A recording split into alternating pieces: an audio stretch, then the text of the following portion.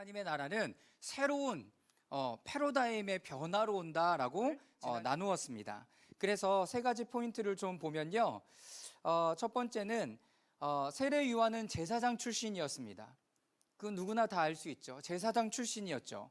그럼에도 불구하고 그가 태어난 지 28년 뒤에 다시 성경에 등장했을 때는 그가 등장했던 곳은 어디였어요? 광야였다라는 거예요.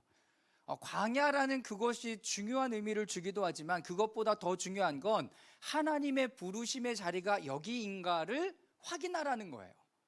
교회 안에만 머물러 있는 것이 하나님의 부르시라면 거기에 있어야 되는 거죠. 그리고 하나님이 우리를 광야로 보내신다면 광야가 우리의 부르심의 자리가 돼야 되는 거예요. 여기다 저기다가 아니라 하나님의 부르심이 있는가라고 봐야 되죠. 두 번째, 율법, 그의 메시지는 성전에서 율법을 가르치는 것이 아니라 그의 입에서 제일 먼저 선포되었던 건 뭐예요? 회개하라, 하나님의 나라가 가까이 왔다. 지금에도 이 메시지는 강력하게 우리에게 큰 도전을 줍니다. 우리가 오늘 찬양했던 것처럼 우리 안에 모든 우상들, 이런 것들을 제거할 때, 우리가 그것이 하나님 앞에, 복음 앞에 비추어져 있을 때 돌이키는 은혜가 여러분 모두에게 있기를 주님의 이름으로 축원합니다. 여러분, 팀 켈러의 내가 만든 신을 계속 읽어보니까 우상을 우리는 어떻게 기도하냐면 하나님 이 우상을 끊어주십시오라고 얘기하잖아요. 팀 켈러는 어떻게 기도하라라고 얘기하냐면 우상을 대치할, 그것보다 더 사랑하는 것을 우리 마음 가운데 주라라고 기도해요. 기도의 방법이 다르죠. 우리는 이것을 끊어주셨으면 좋겠어요. 안 하게 해주셨으면 좋겠어요. 근데 계속 성경 말씀을 보면서 깨달아지는 건 뭐냐면 인간의 지향성은 굉장히 죄를 향하여 나아가는데 빠릅니다. 여러분들이 20, 30년간 새벽 기도를 꼬박꼬박 지키고 있어도 단 3일이면 그 새벽 기도의 습관이 우르르 무너질 수 있어요. 인간의 육체에 매이는 그 지향성이 이렇게 강력하다는 거예요. 그래서 날마다 하나님의 말씀 가운데 그 말씀의 삶을 살아가고 그분을 기억하는 것이 우리의 삶에 그렇게 중요하다는 거예요. 회개하라, 하나님의 나라가 가까이 왔다. 회개하고 복음을 믿으라라는 것이 세례 요한의 첫 번째 메시지였습니다. 메시지가 다르죠. 율법을 가르쳐 이렇게 하면 너희는 구원받을 거야가 아니라 회개하는 것이 먼저였어요. 받아들이라는 거죠. 하나님의 나라를 받아들이는 것이 그들의 삶의 첫 번째 이유였습니다. 세 번째, 그의 사역이 무엇이었죠? 세례 주는 거였어요. 물 세례를 주는 것이 세례 요한의 사역이었습니다. 원래 제사장이 했던 사역은 뭐였어요? 성전 안에서 사람들이 제물을 가져오면 그것을 위해서 기도해주고 하나님 앞에 번제로 태워드리는 그 일들을 하는 거였습니다. 그런데 사역의 방향이 완전히 바뀌었죠. 뭐였어요? 물 세례를 주면서 그들이 회개하는 마음에 대한 사인을 표하기를 바랬습니다. 근데 누가 반응했어요? 죄인들과 창녀들과 세리들과 많은 백성들은 그것 가운데 반응해서 세례를 받았지만 누가 받지 않았어요? 율법과 바리새인들은 이 말씀을 받지 않은 거죠. 성경이 뭐라고 기록되어 있어요? 그들을 향한 하나님의 의, 하나님의 일들을 저버렸다라고 표현하고 있죠. 여기서 무슨 말을 하고 싶으냐면 하나님의 새로운 방법과 새로운 일들과 새로운 일하심에 대해서 우리의 마음이 어떻게 돼요? 여러분, 열려 있어야 돼요. 열려 있어야 돼요. 수용하라는 거죠. 받아들이라라는 거예요. 내가 생각하기에, 내가 받아들이기에, 내가 알기에는 그것 아니야가 아니라 하나님께서 지금 새롭게 일하실 때 하나님 지금 이렇게 일하시는군요. 제가 그것을 받아들이길 원합니다. 여러분, 이 마음이 필요한 거죠. 그래서 패러다임은 어떤 한 시대의 사람들의 견해나 사고를 근본적으로 규정하고 있는 테두리로서 인식체계다라고 얘기해요. 인식체계. 내가 어떤 사건을 딱 받아들였을 때 제일 먼저 떠오르는 게 뭐예요? 아, 이거 해결해야 되겠다. 어떻게 하지? 여러분, 이것이 우리가 익숙한 사고예요.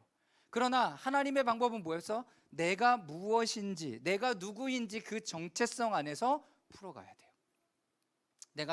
이걸 왜 하고 있지?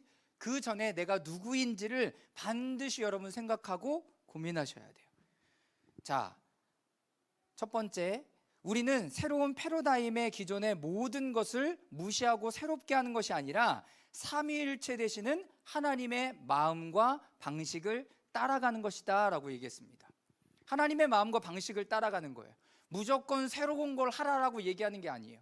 아, 이것은 새로우니까 이거를 취해야 돼 라고 얘기하는 게 아니라 이게 하나님의 마음인가? 하나님의 방법인가? 라고 볼 수 있어야 됩니다. 두 번째, 하나님의 마음과 새로운 방식은 무엇인가? 그리스도의 생명이 우리 안에 들어와서 그것이 점점점 확장되는 거예요. 우리 안에 하나님의 나라가 임해서 그것이 점점 확장되는 방법이다. 그러니까 첫 번째가 뭐예요? 받아들여야 돼요. 우리 안에 말씀의 씨가 뿌려져야 돼요. 그리고 그것이 계속 자라는가를 보도록 할 겁니다. 이런 굉장히 중요한 포인트. 이게 하나님의 방법이에요. 하나님의 나라가 딱 임해 놓고 너희들 들어가서 살아가 아니라 하나님의 나라는 여러분들 안에 씨앗으로 심겨지고 그것이 점점 자라고 다른 어떤 영향이 안 되는 부분들을 영향을 주라라고 하나님께서 말씀하시는 거죠. 그리스도의 생명이 우리 안에 들어와서 그것이 점점 확장되고 있느냐라고 물어보는 거예요.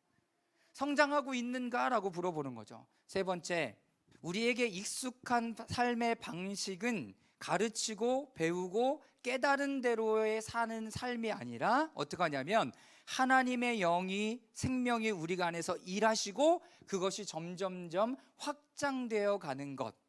여러분, 이것이 우리의 삶의 방식이에요. 익숙한 게 뭐예요? 배우는 거예요. 이거 배우고 저거 배우고 그래서 내가 이거 깨달았어, 적용해 봐야지. 여러분, 이게 우리가 너무나 익숙한 방법이에요. 그런데 하나님의 방법은 뭐냐면 하나님의 영이 생명이 우리 가운데 임하셔서 그분이 일하시는가를 보는 거예요. 그분이 일하시는가. 우리가 복음 중심의 공동체 구주의 시간들을 했잖아요. 그리고 우리가 동그랗게 앉아서 서클을 하면서 깨달았던 게 뭐예요? 그냥 말씀을 나누었고 그냥 소그룹 가운데 말씀에 반응했는데 우리가 성장한 것을, 배운 것을 경험해요. 바로 이렇게 하나님 일하시기를 원하신다라는 거예요. 우리가 막 배우고 제자 훈련 코스를 막 몇 단계까지 다 하면 내가 그리스도인입니다가 아니라 반드시 우리가 그리스도의 덕을, 그래서 베드로전서 1장에 보면 그 지식의 덕의 절제를 이런 거 있잖아요. 근데 첫 번째 나오는 게 뭔지 아세요? 믿음의 덕을 이렇게 돼 있더라고요. 그리고 덕의 뭐예요? 지식을 이렇게 돼 있더라고요.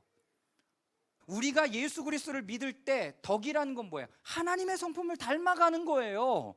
이게 첫 번째라는 거예요. 믿는 그리스도 안에서의 첫 번째 반응은 하나님의 성품을 닮아가는 것, 그거 안에서 하나님의 지혜와 지식을 가져가는 것.